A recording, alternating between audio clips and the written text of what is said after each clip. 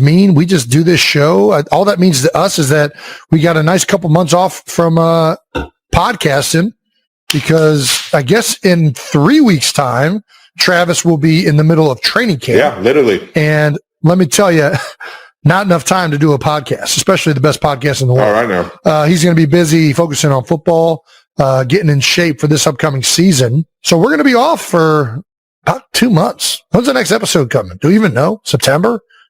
End of August? Do we even know when we're doing this again? I'm down to pick it back up once we're done with training camp. Intern Brandon says end of August with a question mark. So apparently he doesn't know either. Yeah. So I think we're going to start this up when Travis gets out of training camp. We'll get back to giving you guys this podcast. I hope you guys enjoyed season 2. We had a blast. As always, we're coachable. Anything you guys have that you think would make the show better, throw it our way, make you guys appreciate it more, send it over. You know what I mean? We're a democratic process. Although Crown Royal believes in royalty, which we do too, because technically they are a sponsor. We also are a democratic process-oriented show. We very much believe in taking ideas and different requests that you guys might have to make this show better. Either way, we're all throughout the off season of this show. We're going to be updating all the show's social pages. We might drop some never before seen footage on social and YouTube. So that's terrifying, if you ask me, but should be entertainment nonetheless. Yeah, hopefully they're not going to sabotage us, because they got a lot of stuff they can put out. What are you going to do with your off time in the off season, Trev? Jason, I go to work in 3 weeks. No, yeah, but so for the next 3 weeks, do you have anything? I'm playing in the American Century golf tournament with you. We're doing it. You've done it for what, 6 years now? How many times have you done it? 4 or 5. I think this is my 5th year. So this is 5. Mm-hmm. 5. This is my first time out in Lake Tahoe. Do you have any advice to the American Century Classic? My advice would be just don't feel bad if you hit somebody, because they bought the ticket. Knowing it's a bunch of amateurs out there trying to play golf, so don't feel bad. People have gotten hit before. They got EMS or EMTs, whatever it's called. They got those right there at every hole. Everybody'd be fine. Well, that happened.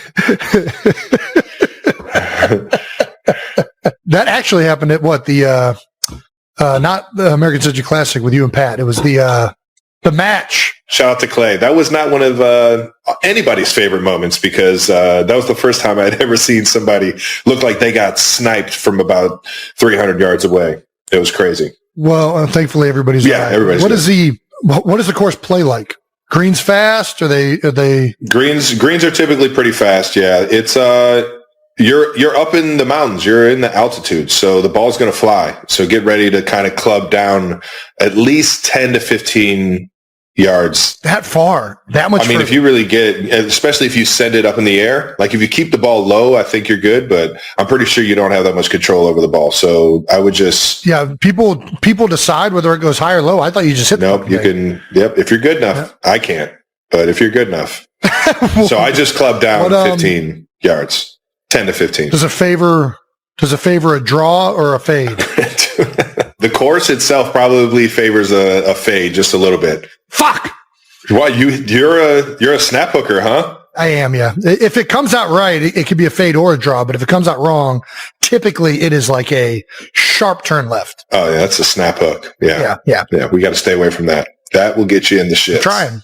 Do you know how all the greens break at this point since you played it for 5 years? I mean, I'm familiar with the course. I played it probably close to 15, 20 times now, playing it over the years. It's been pretty similar every single year. Oh, wow. I can't really think of any changes they've made to the course. So, yeah. I'm expecting to do better than I've done the past 5 years.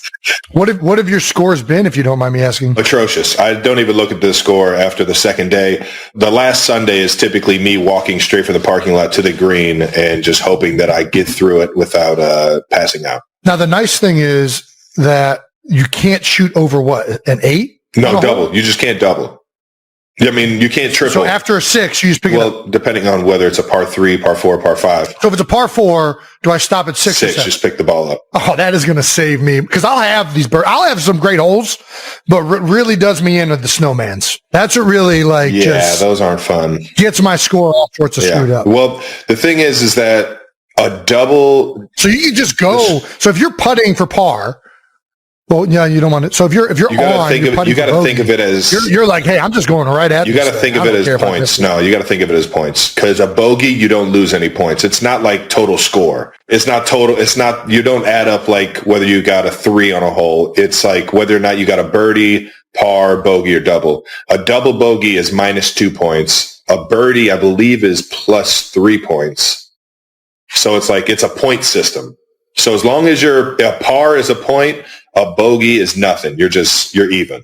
Who came up with this point system? I think it's fun. It's a way of just like keeping everybody in the game. Yeah, because if you get an eagle, I think that's like 6 points. Oh, dude, I cannot wait to eagle some par fives. They're all reachable. I think I've done that once in my life. I got lucky. There's one. The first par 5 might be the toughest one to eagle. I haven't eagled that one yet, but I've eagled just about all the other ones. That just tells you how atrocious I played the rest of the tournament. I was about to say, if you're eagling, all right, there we go. Well, now I'm officially terrified. Do we know who we're golfing with yet? No, man, but we got some fun. We got some good additions this year outside of just you. Yeah, there's some good additions. There's a lot of people. Moss Teller is always one of our boys, is always out there. He's signed up. Who else is out there? My guy Chan Parsons, Blake Griffin making an appearance as rookies in the tournament. We saw Blake out in France. Hell yeah. I heard Jimmy Fallon. Rob McElhenney is a new addition to the putter away from Jimmy. There you go. Yeah, around lakes, around any of the ponds or lakes, don't miss a putt, or just don't hand him it. You might fucking. But then I'm not gonna lie, he got me a golden. Jimmy putter. Asked to see any of my clubs. He got me a golden putter after that, so it was really nice. So maybe you just hand him. What is Is it a mallet putter? Is it a blade? It's a regular face. It's just a golf putter. It's not one of those fucking like turtle heads or like flying saucers. But does it have like a back on it, or is one that's like ambidextrous where like it's the same on the front as it is the back? No. Is that what you go? Is that what you putt with? You putt with a putter? It's called a bullseye putter from Scotty Cameron.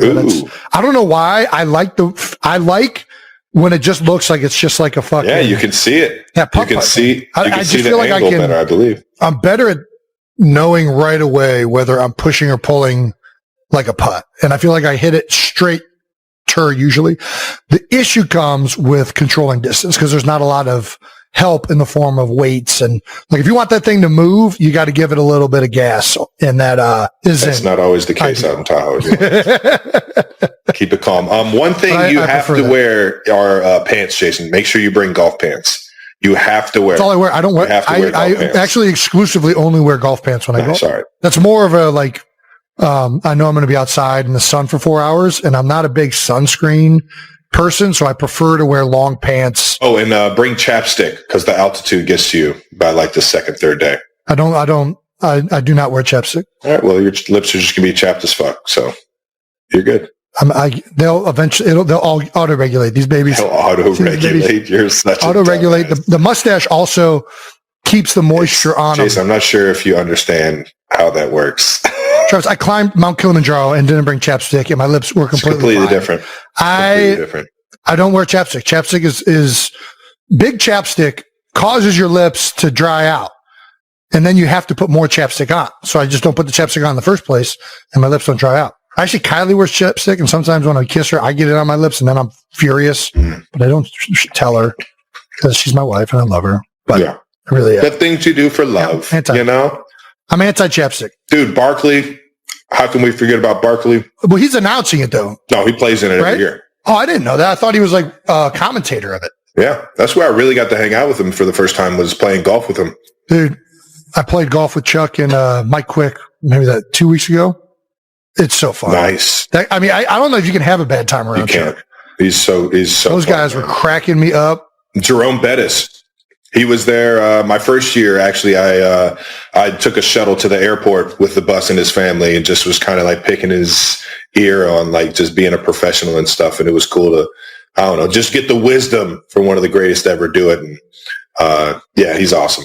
I mean, it's my favorite player growing up. So yeah, so it'll be a fun time. That's what I'm doing with some of the free time I got left. And outside of that, I'll be working and getting ready for year 12, brother. Sounds good. Let's get this thing moving to some fan mentions of the week. We've been tagged.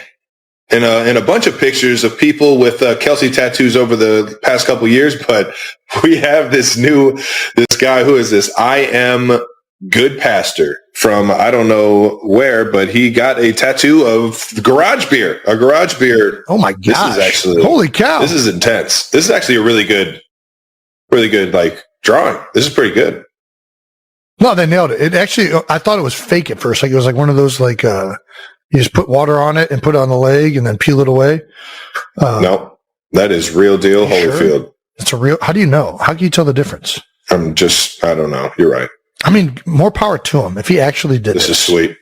Well, now we got to take Garage Beer to the fucking moon so he doesn't regret this. Brandon is saying he did it for $50 in free Garage Beer merch. Wow. And then we had someone who was at the celebrity bartending event in Seattle, which we'll get to a little bit later, but get Jason's signature tattooed on almost immediately after he met Jason, actually.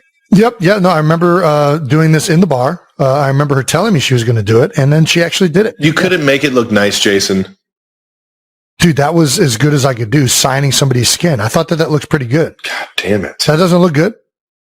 Doesn't even look proportionate. Well, I'm signing an arm, a forearm. I think that's pretty much what my signature always looks like. Yeah, it looks like a little kid just scribbled on it, but that's you. That's what you've always had chicken scratch. Yeah, I'm not known for my handwriting, but I think that's one of the things that makes it look unique. It's wonderful. The 6 is smaller than the 2. It doesn't look like they're on the same level. Were you hammered at this point? Probably, and I'm also signing behind a bar on somebody's forearm, reaching over. Like it was not an ideal location to sign somebody's arm. It's unique. What the fuck is this creepy thing in the background of the middle photo? What do you mean? Do you see that? There's like a head on a pole. Yeah, that is interesting. You gotta watch out. Those Philly fans, man. They're some interesting people. Yeah. Would you ever get a tattoo of anything? We talked about it. We talked about doing like a family crest or something like that, or have some fun that me, you, and Dad could have got or something. I don't know. I would still be open to it. I just don't have the creative like desire to want to like get a tattoo. Yeah, it's the forever thing that really puts a damper on. It's like I just don't know. I think all of it looks sweet. I just don't know like what one tattoo would look like on me. Yeah. I've never pulled the trigger either. Don't plan on it. I might get wedding ring tattoo because I take my ring off to do a lot of things. I don't like having rings on. You're notorious for losing rings, Jason. You don't have to explain yourself. Yep. So I've thought about just getting a tattoo. So I like. How does Kai feel about that? That's the real question. The tattoo? Yeah. She's like, oh, yeah. Oh, she's indifferent. She's like, yeah, if you want to do that or not. I mean, she's a little upset that I lose my ring sometimes. And, yeah. The problem. Worst tattoo people can get. What's the worst tattoo people can? I don't want to put people on blast. I mean, I think a Garage Beer tattoo is about as bad as it gets. No, dude, that was sweet. I think the worst tattoo somebody could get is like when they get a tattoo of like a team winning a championship and then they don't win the championship. Yeah. I think that's probably the worst one you could do. I don't like ultra realistic tattoos. I'm so in. Or like portraits of people. That's where I'm in. Because you like those? Yeah. See, I'm out on it because one, I don't think it usually looks that good unless you have like a really good artist who like nails it. Yeah. But then two, it just doesn't take into account that the body's going to sag and move over time and that face is going to look absolutely horrendous in like 20 years. Yeah. I think you're onto something. Have you ever seen like the little patches, like the patch tattoos? It looks like somebody like sewed a patch onto you. No, I'm in on that though. That sounds good. Yeah, I would do that. I don't know what the patch would be, but I'd do it. The tribal stuff looks good, but if you're not Samoan or Polynesian, to be honest, if you're a white guy with tribals, it's just, I'm judged. What?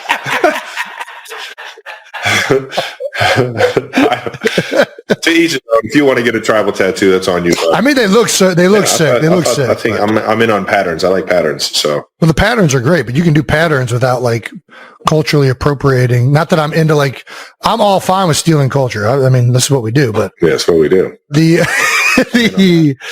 Ooh, another one. When you get writing in a different like language. Yeah, I'm out. So out. It's the same thing as the tribal. It was so funny. I don't want to name any names, but one of the guys on the team at Cincinnati got an Asian letter tattoo on him. Like it was like a tattoo of like Asian lettering, right? And it was supposed to mean like live wild or something like that, or like live free, something spiritual and whatnot to him, or something that was meaningful to him. And we asked our Asian trainer if she knew what that meant. She was like, that means absolutely nothing. Yeah, no, that's gibberish. Those are 4 random symbols. You just got absolute nonsense drawn on you. And that happens all the time. I would probably happens more than you would assume. But I'm against that as well. Yeah, I'm not against. I don't like. Whatever floats your boat. Do whatever you want. Whatever floats your boat finds lost remote. We learned that from Outkast. What is the best and worst location for tattoos? That's the real question. And I kind of have like an idea because I get dry needled a lot in some like very. Oh, so you're going more pain. I was just talking about like worst spot. Tramp stamp? That's a bad one, right? Especially if you're a guy. I mean, it's a bad location for a tattoo. I was going to go face. Face is it's just a strong move. It is to get a face tattoo. It is, but if it's done tastefully, I appreciate it. I don't know. I haven't seen one that I've appreciated yet. Posty, man. Post Malone's got a few. I like Post. Listen, I think Post is amazing, but I think You're indifferent about it. I hear you. I'm not indifferent. I do not like Post tattoos. I was trying to save you there. I know you're trying to save me, and I love Post, and I think, listen, the guy's got way more swag and style than I do. I'm just not into the face tattoos. Arm. You don't like arm tattoos? Probably. No, it's the best. Oh, you switched it up. All right. Best spot? I would probably say back. You can always hide it, and then. Yeah. I would say upper arm, back. Like upper arm is one that's like whenever you're in like a specific setting, like you don't have to have it. Yeah. But then when you want to show it off, wear a little cut off, boom, arm tattoos out. Nice. My man Dunphy, shout out to the Fanatic, has the Fanatic's nose tattooed around his belly button. You've seen him. You've seen the guy. Looks good. Yeah, let's keep the same moving. That does it for fan mentions of the week. Shout out to everybody getting tattoos, man. 92%ers. Crown Royal believes that when you live generously, life will treat you royally. Which is why we've spent the last several weeks raising a glass to the 92%ers taking their community to new heights. We will be revealing the final winner at the end of this episode, and you don't want to miss that. But we'd like to raise a glass to everyone who submitted. Obviously, we can't mention everybody that's taken their community and their lives and their family to new heights, but we sure appreciate everybody sending in their fan favorite. And we heard from a lot of the amazing people, from teachers, coaches, first responders, and so many more. So raise a glass to the generous spirit and kick off with Crown. And stay tuned for the upcoming NFL season as Crown Royal celebrates the fans who make every game day royal. Visit crownroyal.com for more information. 92%ers. You heard us talking about how much we love Tommy John underwear before. We love the fabric. We love the support. And they're so comfortable. They even got Jason, the most anti-underwear man on the planet, to wear them. Tommy John makes a fantastic pair of underwear that is very breathable and it performs at a high level. So if you're looking for underwear that performs well and will keep your boys cool, then give Tommy John's a try. It's going to be hot out there, boys. It's the summer. You're going to sweat. If you're not wearing underwear, you're going to chafe. So if you don't want to do either of those things, I'd suggest Tommy John. They keep you cool and comfortable all summer long. Don't let the heat hold you back this summer. If you want to feel electric, upgrade to the most comfortable, most breathable underwear on the planet. Tommy John is the real deal. Try them now and you'll become a customer for life, ladies and gentlemen. There's no better time to try Tommy John than today with their huge 4th of July sale. Shop now for 30% off site-wide. That's right. Save 30% at TommyJohn.com/New Heights.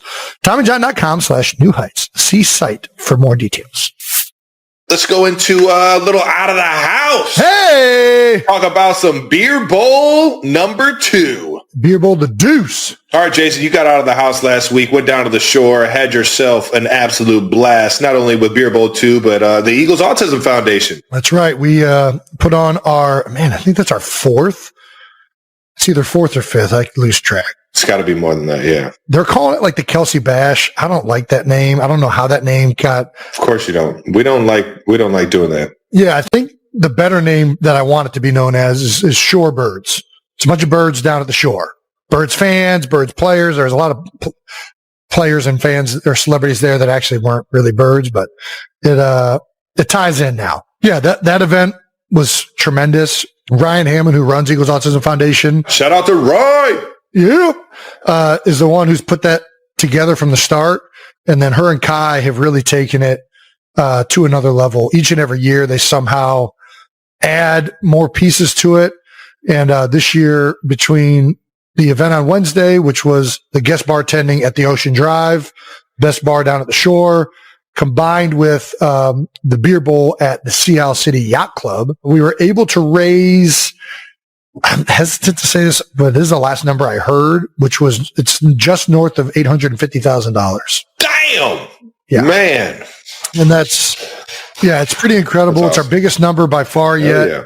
And it's still counting, I believe. They're still kind of getting all that together for an official number. So I don't even know that I should say a number. But yeah, the Eagles Autism Foundation is an incredible foundation that does a lot of work in the autism community, whether it's towards funding research programs for families and support systems, as well as avenues for careers for people on the spectrum. They do a whole lot of things supporting the entire autism community and awareness. That's awesome, man. It's an honor for us to participate in it.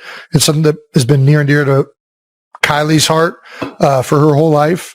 And since meeting her and being involved with the community, it's now near and dear to my heart. So it's been something that's been awesome to be a part of. And the fact that the Eagles started their own version of it, just 5 or 6 years ago too, it's really just been fantastic to partner with them and take it to this level. Gotta love it when it really takes off and you get the support of the community, even as far away as the shore. You know what I mean? Like it's awesome, man. It's awesome what you and the Eagles are doing with the Autism Foundation. Yeah, I'm glad you're saying that because it's not just me. There's tons of Eagles that come out every year. The Cox now has come multiple years. Everybody that comes, like almost routinely, and you've said this too, it's like their favorite charity event they've ever done. It is so fun. Because it's just a party. It's not, it's about really just uniting behind a cause for a day that really means something in all of our joint lives and community, and just having a blast, celebrating, being around each other. Obviously there are drinks involved. Yes.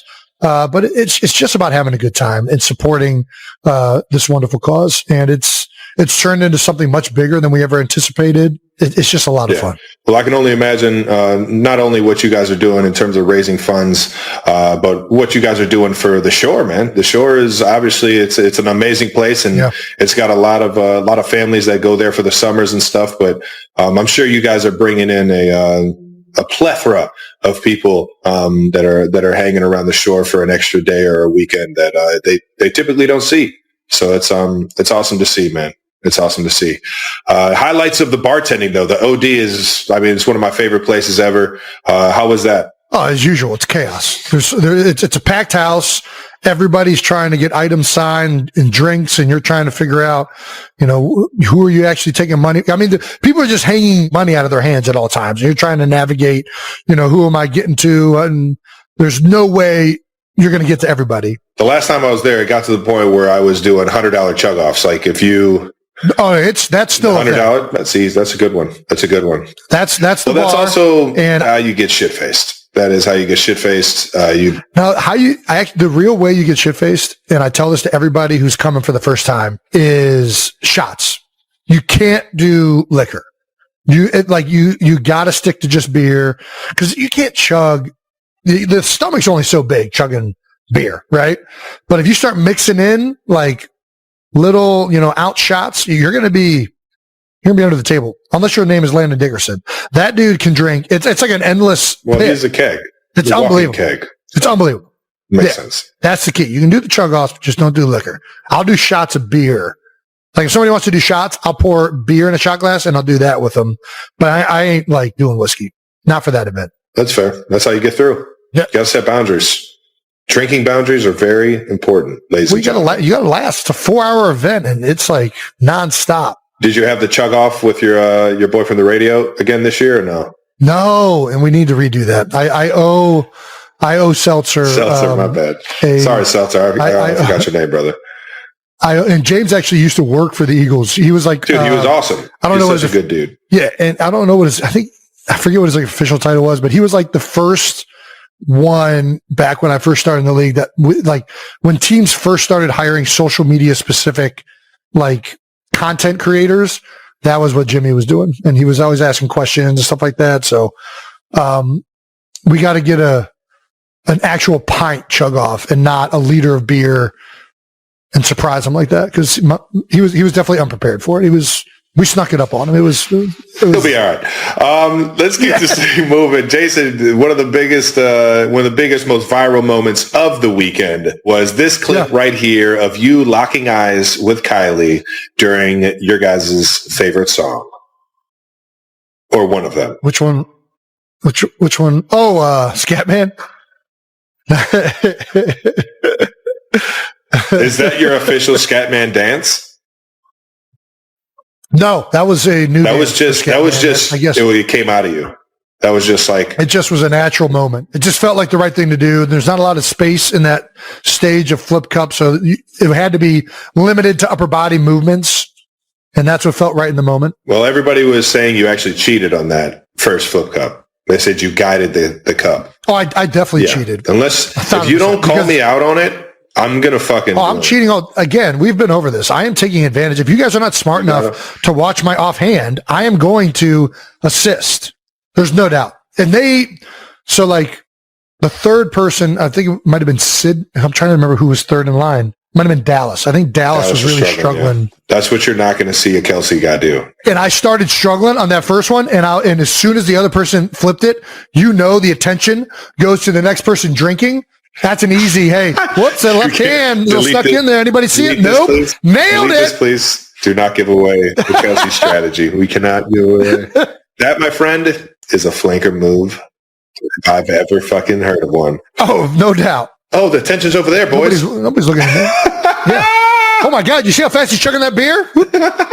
By the way, Scatman is a song, before we move on, was a song that did Dad used to play that for us? Why is that like such a song that like rings into my head? Was it just popular in the 90s? I think it was late 90s, early 2000s. Yeah. I think it was just our childhood. I forget.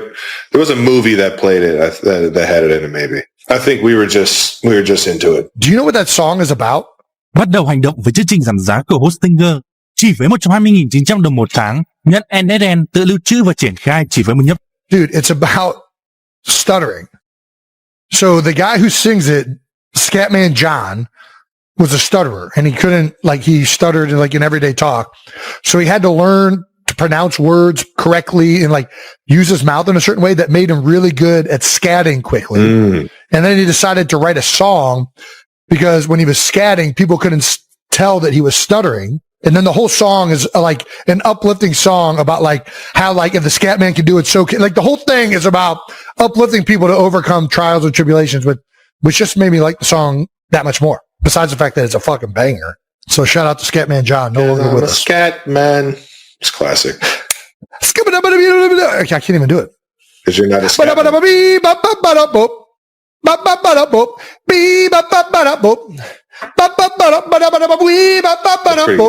That's pretty good. Yeah. Was it? Gosh, I want to feel like it was in like Night of the Roxbury or something, but that was a different song. It's like Night of the Roxbury, like maybe The Mask. Curly, what are you doing up there? Did you hear Scatman? Do you like Scatman? That's the real reason I've gotten back into Scatman. The kids love it. Not basketball. It's in a movie. You're right. But I like thinking about basketball. Moving on to Beer Bowl Deuce. As everyone probably saw this year, it was a nautical themed beer bowl. Yeah. You came in on the boat. Water was present. We were on the bay at the Sea Isle City Yacht Club. We had a boat entrance. That's for those of you that saw on social. That's why the giant golden baby was on the top of that boat. Where we introduced all the teams. I feel so bad for whoever had to get that fucking baby on top of that boat. Dude, I don't know how they did it. I really don't. Was it you, Brandon? Was it Kayla? Did you make Kayla do that? That is definitely like a 3-person job. None of us. Okay, well, so the Carefree Boat Club somehow got it up there. Shout out to them. Shout out to them. But no, it was electric. There was a lot happening. I'm not going to lie. And Kylie was helping. But it made me realize how important Travis Kelce is to the show, because he was sorely missed in the ability to just bullshit when there was nothing to fucking talk about. There was like moments when the boats are going by. There's nothing happening. There's no card. And I'm like, hey, look at that horse costume. And like, because I'm on a dock by myself, I'm getting nothing from anybody. I felt like the biggest jamoke of all time, just standing out there like, all right, guess I'll wait for the next boat. Well, that's me. That's what I bring to the table. I can bullshit with the best of them. But it was a ton of fun, and it was an electric competition too. And the finale, the winner, I mean, dude, it was so spectacular. I love it. So talk to me. I only saw what was online. So you got to walk me through what was the best costume. Doped Up Horses is a good costume. Nice. The red hot wieners. All right. So I had that right. Dressed like 2 hot dogs. I mean, all of them were good. There were some great themes. There really were. The Tush Pushers had like their bare asses kind of out, which was hilarious. Saw you some asses. Yeah. Santa's Revenge. We had Santa and his elf, who ultimately ended up taking the contest. Ooh, Fire and Ice got smoked, huh? Well, so Fire and Ice lost in Stump, the semifinals, which they were smooth sailing into the semis. I thought up until that game, it was going to be a repeat. I thought Fire and Ice was taking it again. I thought they looked like incredible form, and Jimmy McElroy and Michael Michaels were dominating. Classic. Once it got down to the Stump, though, that was the most. What was Stump? What game was game. That? Oh, the hammer. Like some people called it Stump in college. Some people called it hammer schlagen. But usually when you're playing it that way, you throw the hammer up, and however you catch it is how you have to hit the nail. We didn't want hammers going airborne. So we just had the hammer at a stump. You had to chug, go down to the stump, hammer, in the first team to get a nail flush. Every time you did that, you got 1 swing. The first team to get a nail flush won. Fire and Ice were going with the second matchup of that. And it wasn't even like they were doing bad, but they were kind of screwing up. You had to leave the hammer there, whatever. But before you knew it, the Stone Cold Savages, who was the second place team, they had their nail pretty much in the stump. I'm like, what the fuck? These dudes have been nailing this thing literally every time. And then it's like almost immediately after they won, Stone Cold just freaking shows his arm to me, and he has a fucking hammer tattooed on his arm. This guy's been here before. I guess the guy's like a general contractor as a trade. I'm like, all right. That makes sense. I was like, how the fuck are these guys moving so quick on this? His partner's like, dude. He made quick work. I got us. Let me go first. The Stone Cold Savages were also dominant. I honestly thought whoever won that matchup was going to win the whole thing, because the Stone Cold Savages and Fire and Ice were the best 2 teams leading up into that. But Santa's Revenge, I mean, it's all about the events, man. It was a Christmas miracle. Christmas miracle there at the end. Gotta love a good Christmas Santa. Santa housed that beer. He nailed it. It was like milk and cookies. I knew Santa could house a beer. You could see it on his fucking face, dude. And he was jolly as shit. Played Mariah Carey's "All I Want From You." That's good stuff. Her Christmas song. What was the best event? Stump was probably the best, because that was the most, like, we didn't know how it was going to go. Like, me and Brandon looked at each other maybe halfway through. Kylie had to leave during Stump because one of the returning teams, Birds of War, the guy threw up in his hand. And if you know anything about Kylie, she does not do vomit. Was it squeamish? What is it called? Yeah. And I didn't even know it happened. It was like something like it wasn't like a project, like it was like apparently he just like did it real quick. I didn't even notice it, but Kylie did, and she was Audi 500. She was like, yeah, I'm throw up in front of Kylie. I'm done with this stupidity. I'm going to purposely yak in front of Kylie. The Stumped game was the most action. It was fast. There was action involved, and that was why it was the best, probably. Yes. Although I'm always partial to beer ball, huge beer ball fan. I think Stumped was probably the most electric event. Before we get the beer ball and the celebrity bracket, let's talk about Kai. Obviously, she had to slide. She had to dip because she got a little. She saw something she didn't want to see. But how was she? She bring the juice? She was outstanding. She's Kai, right? She kills everything she does. I did feel like it was the hard. It's as well as I do. It's very hard to host a live event that's happening right in front of you because you're trying to like stay on topic, but you're also trying to be in the moment. Yeah. We did better once we got inside because I was able to tell her like, hey, listen, okay, I'll just do the play-by-play, like announcing what's happening in front of me. And I was able to hand her kind of like the cards with some of the backstories of the teams on them so that she could kind of just go into that portion of it. Yeah, you just had a better flow of things. Yeah. But I will say, I thought our team did it. Brandon let her up to dry. They did not do a good job of compiling data on those cards. I was a little bit upset, but yeah, it was all right. It's fine. God damn it, Brandon. She did great. She's got it. How dare you fucking make Kylie feel uncomfortable? Well, no, the only person that felt uncomfortable was me. Kylie handled it like a pro. I was the one who was like, guys, I can't operate without these cards. You know I need these cards. You're such a fucking prima donna. All right, let's get to the celebrity bracket. Shout out to Kai for stepping in. Love you, Kai. I'll never put you in that situation ever again. All right, celebrity bracket featuring Todd Harrimans. Haven't seen Todd in a while. Connor Barwin, Ross Tucker, Carl Nassib, Bo Allen, Sidney Brown made an appearance. That's and right. Maniac Malloy. That's right. And the Waze CEO, Brian Vern, Cleveland's finest. That's right. Our boss was a full-on competitor in the Dude, I respect it. You got to get in. I was like, man, I hope Brian doesn't lose. I don't know if I can actually say that Brian lost. I don't know what happened. Yeah. Well, who ended up taking it? It fell apart. It really started to fall apart with Carl just leaving. Which shout out to Carl for showing up. He showed up Wednesday. He showed up Thursday. I'm very appreciative of Carl showing up. But Carl left about halfway through. He had enough, huh? He said he had Bo told me he had a date. And I'm like, all right.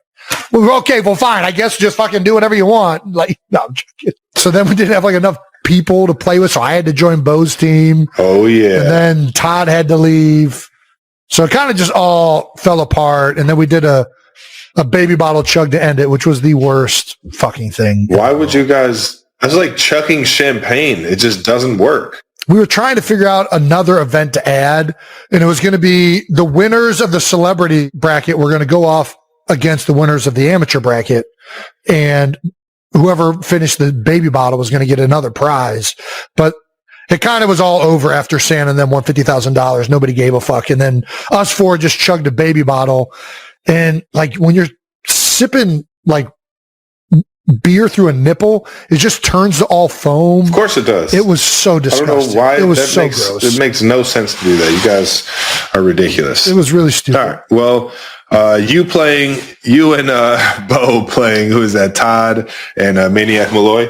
Yep. You guys playing beer ball against each other looked like it was absolute chaos.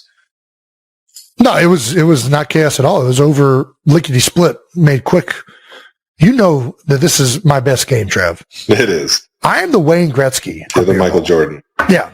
I don't know that I might have been beaten before. I've never seen it. Yeah. I mean, it's just a game that I've got all the strategy down. I know how to operate it. And I mean, it just happens so fast before you even have a chance to react. I don't know why this is the picture that they put on the fucking rundown, but it's because Bo is showing off. Rear end is just, he's definitely, he knows that camera's behind him and he's just like purposely. He's peacocking right now.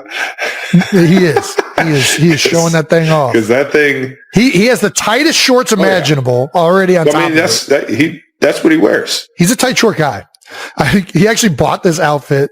Kylie, him, and Ryan were at a store while I was at home with the kids, and they went to this store, and he put this on, and everyone told him it was too small, and he said, "No, what are you guys talking about? This fits great."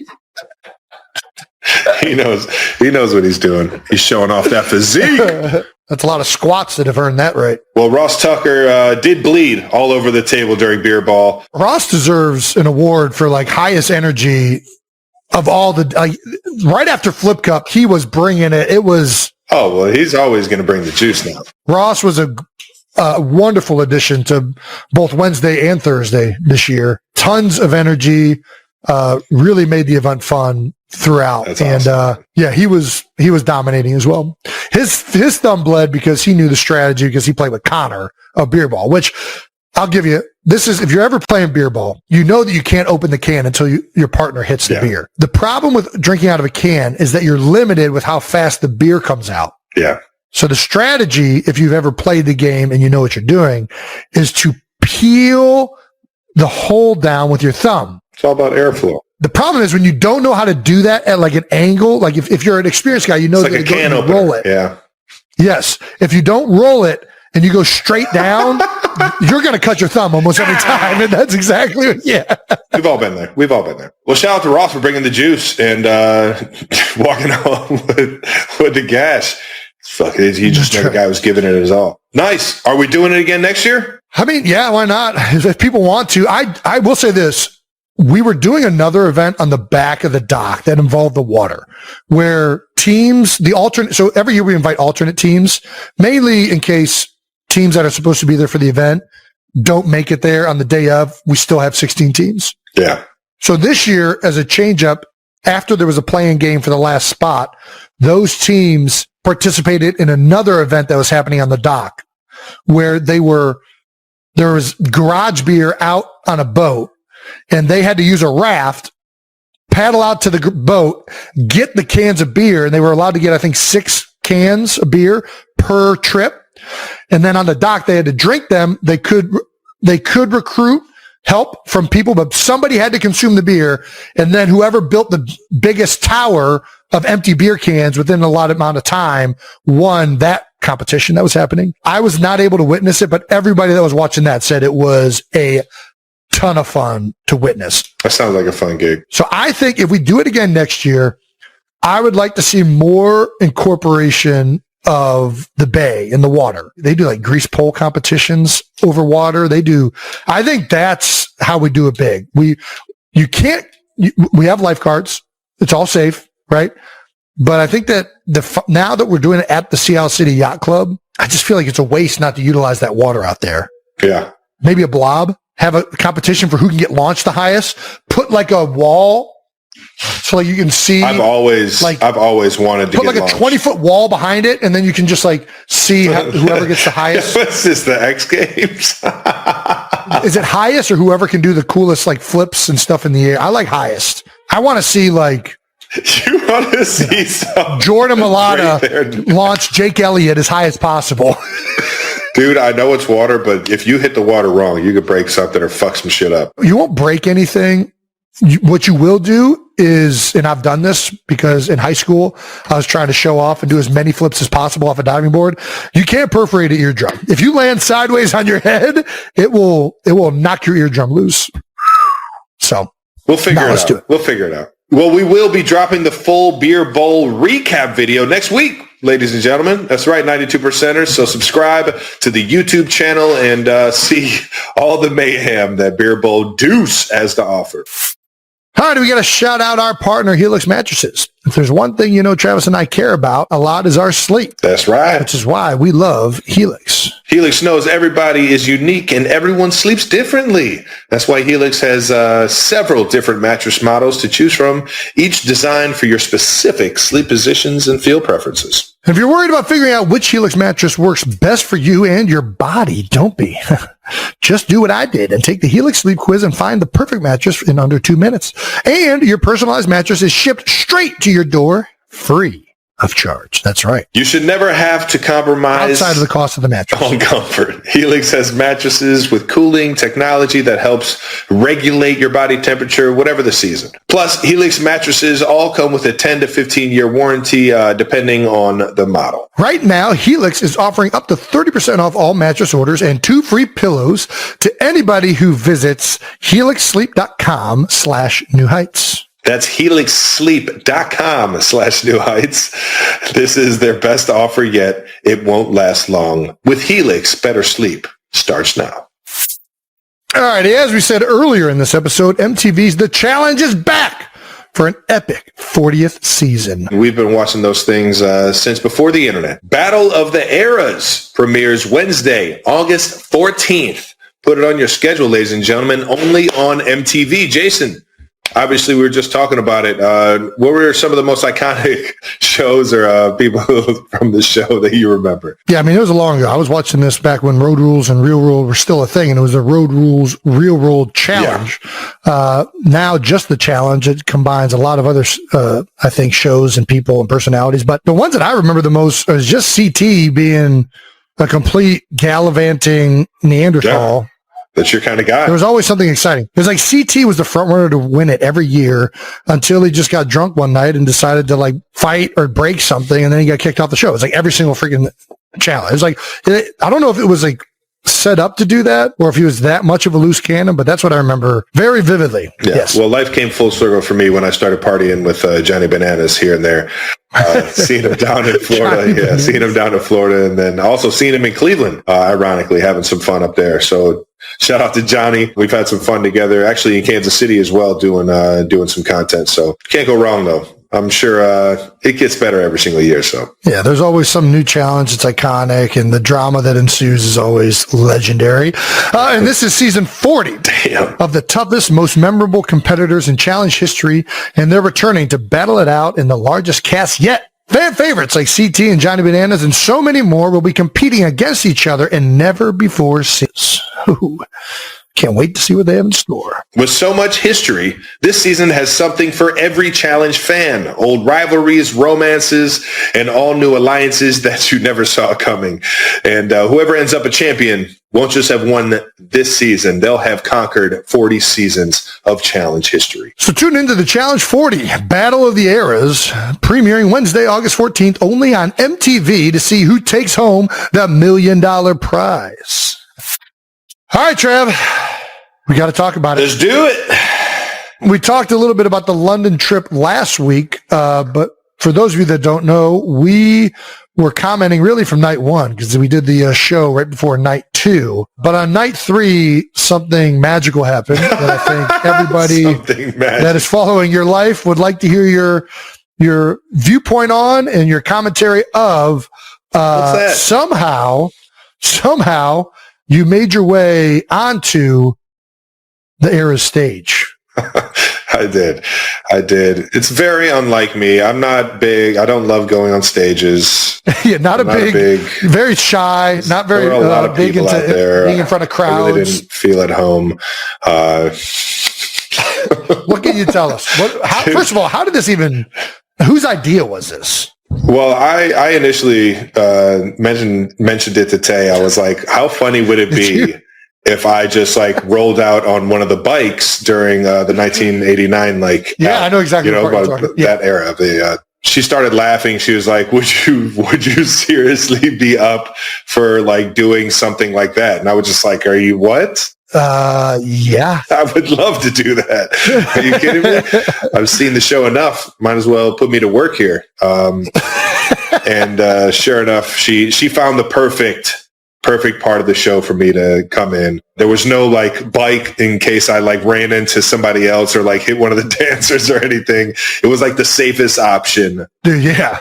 And sure enough, Cam and Jan, the part of the Torture Poets era of the show, are trying to bring Tay back to life, right?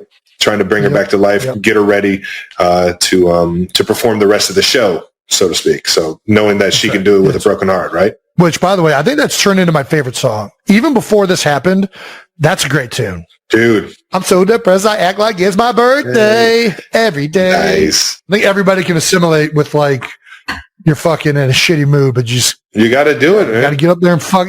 Hey, you got shit to do. Yeah, I love it. Anyways, yeah. True showman. And it's such a fun, like playful part of the show. And it was like the perfect area or perfect time for me to go up there, just be a ham and have some fun, not only with her, Cam and Jan, but the crowd, and like really like try and get everybody excited for the rest of the show. It was awesome. It worked. You guys killed it. It was had an absolute blast. It was so fun to watch. And I had never like I always wanted to pull out this move, but I never knew like when I should pull it out, like an area where it made sense. and it was the Dumb and Dumber, Jim Carrey, like him like doing tap dances. Oh, yes. That's one of my favorite moves of all time. It's a great move. And then just made sure I played with Tay and got her makeup right. It was a blast, man. I had so much fun. It was an honor being on stage, obviously with Taylor, but even Cam and Jan, knowing that me and Cam's brother, Colin Saunders, we played together, and KC won 2 Super Bowls together. I finally get a chance to play against my brother. Yeah, you already know, man. I get the chance to play against him this year. He's down there in New Orleans playing for the Saints. Just one of my all-time favorite teammates. So to be able to rock the field with him and now rock the stage with his brother, you already know. As a brother, I try and like be supportive of all the good brothers out there, and the Saunders are the best. So good brothers for life, baby. But yeah, it was an absolute blast. Yeah, shout out to Colin. I used to hate blocking him because I always hate blocking guys that are shorter than me and smarter. Like, it's the most annoying because I can't use any of my tricks and I can't get leverage on him. And it's just a frustrating matchup for me. He's tricky. Yeah. So I always did not like blocking Colin. Sir Banky. But the thing I enjoyed watching the most was the joy that everybody was having on the stage. Like you, Cam, Cam's always having fun. Dude, he's always got a smile on his face. I mean, even just this picture on the left of you looking at Tay and just a smile from ear to ear at like, I don't know, man. It was so fun to watch. I wish I could have been there for that, but it was so cool to watch it happen. Did you ever think in a million years you'd be a backup dancer? Dude, I've always been a fan of dancers. We're going to get to that in a second. I'm a big fan of backup dancers being around because they keep things alive. You know what I mean? Like team. Yeah. I'm a team guy too. I'm a team guy. You're an energy guy. You're a team guy. You know what I mean? I like to, I'm in here. I'm in it for everybody to have a good time here. And, it's so cool. I mean, I've seen the show so many times at this point that like I'll find myself in the crowd just like doing like the choreography to some of the moves and it's fun. When the marks are, you already know. It's fun to play along. So for them to be up for it and not only that, help me and make me look like a pro, I guess. It was awesome. Dude, you killed it. Obviously, I will say this. You got a lot of help. Are you kidding me? I was up there with 3 professionals, okay? And exactly. You can do no wrong when Taylor's on stage because she's absolutely. First of all, yes, you can do some wrong. You can mess up a show. Oh, listen, the one thing I told myself is do not drop the baby. Do not drop this. Do not drop Taylor on your way over this damn couch. The golden rule was do not drop Taylor. Get her to the couch. No fumbles. No fumbles. Hold on to the baby. Hold on to the baby. Yeah. Coach Bieniemy always used to say that ball has our dreams, goals, and aspirations. You do not drop that ball. Shout out to EB over there at UCLA now, man. Well, your moves between the old-timey shuffles. This dude, look at this heel click. You are, I don't know how, but your body is at a 45-degree angle. That's some athleticism right there. And you landed this. Yes, of course. Like anybody else, you take a picture of this halfway through a jump, they aren't landing that. That takes some skill. About time my heel click paid off. I've been doing that shit since I was like a fucking toddler. That's right. Did they cheer louder for this moment or like you scoring a touchdown in Arrowhead? Are you kidding me? Like, what is the more like rambunctious crowd in that moment? I would say that the touchdown cheers last a little longer. That makes sense. This is more like after the surprise. When everyone found out that it was me, because it took a second for everybody to figure it out. And then they kind of put the camera on me, Cam and Jan, like the 3 of us coming up the stage or on top of the stage. And that moment was pretty like jarring. I was just like, oh shit. Whoa. And you don't realize how big that damn stage is. I mean, dude, it goes all the way out. It goes from like the end zone to the 50-yard line. As big as a football stadium, like in terms of length. Yeah. And then on top of that, it's like, I mean, it's almost like numbers to numbers. Like it is It's way bigger than I could have ever imagined. So being on the stage, I was just like, man, I feel tiny up here. Like I was just like, oh shit. But no, it was awesome. And I didn't disappoint Taylor. So that's all that really matters. Yeah. Didn't mess the show up. So Travis, mission accomplished. Do not fuck this up, Travis. That was my number one goal. Do not fuck this up. Do not drop Taylor. Do not fuck this up. You brought up background dancers and how much they add to the energy and excitement. So the New Heights team did us a solid and brought out this old tweet from Travis Kelce, which we know that Travis has some horrendous tweets. Gold in his tweet locker. I just want to have permanent background dancers to my life. They make singers look so cool. And you got to officially be a part of it. Yeah. Do you still want background dancers in your life? I mean, 2014, that was my rookie year. So, yeah. I get flashbacks to the Family Guy episode where he just has a band following him around all day. Yeah, that was a good episode. I'm down for all that. Maybe not every day, but maybe certain situations. Like if I score a touchdown, get some back. I feel like somebody did this where they hired a New Orleans street band to just follow him around for a day. I feel like somebody this has been thought about before for sure. It's electric. You can't deny it, man. There were other tweets. This actually happened from the night before. This is the last night I was in town, night 2. Hugh Grant tweeted, "Dear Taylor Swift, you have an incredible show, an amazing and very hospitable team, an excellent, if gigantic boyfriend. Hashtag in parentheses tequila shots. Thanks so much from one aging London boy, wife, and thrilled 8-year-old." Yeah, it was pretty crazy seeing Hugh Grant just walking around this tent that I was. That was the second night, and you were there that night. I mean, it wasn't just Hugh. It was Tom Cruise. It was Ashton Kutcher and Mila.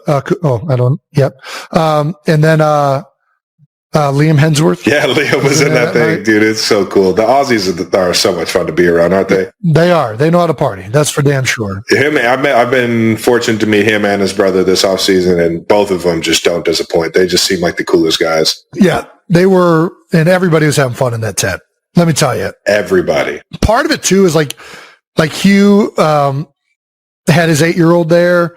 Like the kids that are in there mixed with like the grown adults that are acting like kids. It just leads to this energy that's so infectious. Like you can't help. It really comes down to just the magic of the show in general and the energy. It was unbelievable. And the kids that were in there were like, they knew every single word to every single song. Yeah. And so do you. Like it's just like, I don't know. I think these are my first 2 concerts ever going to. And you realize so quickly that you know every single word to these songs. Everyone in the stadium knows every single word to these songs. Yep. And you get just in this trance of like energy that Taylor and the entire performance is exuding. But then everything this music is exuding, everything it's just it really just takes you by storm. And the breath of like young to old mixed in. It's so unlike most, like there aren't that many concerts where like adults and an 8-year-old can go to and they're both going to enjoy this music. Yeah. It just doesn't happen. Like usually that's something that you don't see. And that's one of the things that was so enjoyable was just like the pure joy that like everyone, doesn't matter who you are, what stage of life you're in, anything, like everybody's having a fucking blast at this thing. And that's what was so special. And we can't forget Greta Gerwig was in there having some fun with us.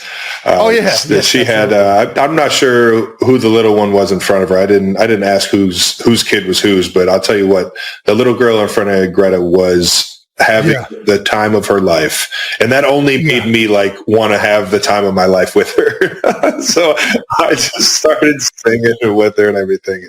It's just it's a blast, man. Between the all 22 hat, the kids that are in the tent, the kids that are in the stands, the adults that are just like, there's like something where it's like this like youthful enthusiasm that everybody has, and people captured it on cameras. Oh yeah. Like it's just, that was definitely one sort of like the best way to describe it is electric. Yeah. It just takes you completely by storm. Electric. I mean, dude, you just took a photo of Julia Roberts. I wish I would have got one. You're wearing the Irish national team. Yeah, I believe this is the Irish national team. It might be rugby. I'm not sure if it's soccer or if it's football. Have you seen Gaelic football played? No, I haven't. not to go on a tangent, but in Havertown, there's like a bunch of Irish inhabitants, and they have like a Gaelic football like club that competes over in Ireland.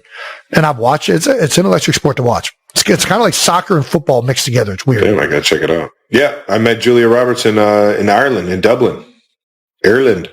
That was pretty cool. She was awesome. Still surprised? Her and Stevie Nicks were in there having some fun. Dude, I'll tell you what. Gosh, Stevie Nicks. You might be the only one in the family that hasn't met her yet. Mom got to meet her down in Florida. I know. Mom met her backstage. And she is, I mean, every bit is what everyone makes her out to be. She's just so awesome. Just so awesome. Gosh. And just love to see her support and just meet her, you know, just some of these people you meet and you're just like, I don't know what I'm doing here. How did I get into this group of people? Unbelievable. Your talent is unbelievable. How you present yourself is unbelievable. And I am just a jamoke supporting his girlfriend. And it's just so much fun, man. It looks incredible. I'm glad you're enjoying it. How's Ireland been? Not in Ireland, but I was there. Got to go to a pub, have some Guinness. Did you go to the Guinness factory? No, I did not. Dude, you missed it. Not a big tourist guy. Not a big tourist guy. I like to randomly wander. I don't like to walk through. I agree. There's some touristy things that are there for a reason. The Guinness factory, they do a good job. The whole story of that brewery and like how it happens. I know it's a touristy thing, but they do it right. Either way, though, we went to Ireland after your London game against Detroit. Me, Mom, Dad, and then Kylie and her family because they're all Irish. And the best part about Ireland is just going to like random hole-in-the-wall pubs that like all the locals go to, in my opinion. Yeah. You just get to go and interact with all of them. And play some. So you went to play some snooker? Just a random spot? Oh, no way. Yeah. I think it's called snooker. I don't know what you're talking about. It's pool, but it's their version of pool. Oh, yeah. It's snooker. Yeah. It's a bigger table. And it's like mostly red balls. Red and yellow balls or something like that. The colored balls are worth more points, but you can't make those until after you make a red ball. Yeah. And then if you make them, a color ball goes back in the same spot until all the red balls, whatever. There's a whole like point system. And it was fun. Leave it at that. It was absolute blast. Got to hang out at a pub, got to have some Guinness on draft over there. Basically just beer, milkshakes, delicious. Dude, it's so good. And then I had my new favorite dessert shot, which is a baby Guinness. You ever had a baby Guinness? Shot, a baby Guinness? I call it a dessert shot because it was literally, I think it's Bailey's, Guinness, and like maybe a whiskey shot in there, like a little bit of whiskey in there. And all three of them. Car bomb? But it's like in a shot form. It's like a little guy. It's like a little shooter. And you just, that's delicious. Ireland was fun. It was a good time. I'll tell you what, once you get off the plane, though, they have the thickest fucking accents that I've ever heard in my life. They do. Especially if you catch one of these guys that like, I think it's Brogue, is it maybe? Where it's just like, dude. Is that English? Fuck. That's another segment we should do, is talking to other people that are supposedly speaking English and realizing that you don't know anything. It's like, dude, what the fuck are you saying, buddy? That's like going down to Louisiana and talking to somebody in the fucking boot from like the fucking trenches. You're just like, I'm sorry, what'd you just say? Exactly. Yeah. It's like, it's like one of the coaches off of Waterboy. What is that? Yeah, diggly dodo. Yes, it's exactly what it's like. Diggly dodo. I took a study of language class at Cincinnati. And they said that the reason that happens is because the teacher told me that everybody teaches themselves language at a young age. The teacher told me. It's one of the things that evolves because people teach themselves what words mean and there's interpretations. So like over time, there's like, that's what slang happens. And then slang becomes normal words. And then like within certain cultures, there's like a higher dialect and a lower dialect. And like and he gave examples of like, you know, like in New York, people that don't pronounce their R's. He went on to say that if you take two groups of people that are in the same spot of the world and they speak the same language and the same dialect, if you separate them within 100 years, you will have a language that sounds noticeably different. There will be two different dialects. Easily. Just in that short amount of time. Easily. In 1,000 years from separating, you have two completely different languages that are like undetectable from one another. Earlier this week, the Kelce brothers surprised fans with a moment that was funny, heartfelt, and unexpectedly emotional. Jason opened the podcast with his classic teasing energy. I heard someone's been scouting houses in my neighborhood without telling me. Travis laughed and didn't deny it. After visiting Jason and his family in Pennsylvania, Travis revealed he had decided to buy a home nearby. What seemed like a simple visit turned into something much bigger. "I love it here," Travis said. "It's peaceful, green, and most importantly, family's close." Jason, who recently retired from the Philadelphia Eagles and settled into a slower life with his wife Kylie Kelce and their children, admitted he didn't think Travis was serious. "I thought it was just a weekend trip," he joked. But this wasn't a random decision. While Travis is still playing for the Kansas City Chiefs, he shared that living closer to family has always been on his mind. "I've spent most of my career away from home," he said. "Having my brother and the kids right next door, that means everything." Jason quickly turned it into comedy. "So now I have to deal with you every morning," he laughed. Travis fired back, "You'll love it. I'm borrowing your lawnmower every week." Behind the jokes, though, the emotion was real. Jason admitted that retirement changed his perspective. It's no longer about trophies or big wins. It's about time with his wife and kids. He's excited for his children to grow up closer to Uncle Travis, even if it means more chaos at home. "I'm happy," Jason said. "But yeah, it's about to get louder." Travis grew noticeably sentimental when talking about his nieces and nephews. He shared how playing soccer with them in the backyard recently made him think differently about the future. "It's not the roar of the stadium, it's the sound of family laughing." As soon as the episode aired, fans flooded social media, calling it the Kelce neighborhood era. Many joked that future podcast episodes will be even better now that the brothers can record together anytime. Travis made it clear this isn't early retirement, it's preparation for the long term. Jason, speaking from experience, gave simple advice. Don't rush it. When the time comes, you'll know. By the end of the episode, one thing was undeniable. This move isn't just about real estate. It's about brotherhood, about choosing family, about building the next chapter side by side. Jason summed it up perfectly. Whether we're on the field or in the same neighborhood, we're still brothers. Travis smiled. "And now you can't hide from me." A new chapter begins, and this time it's right next door.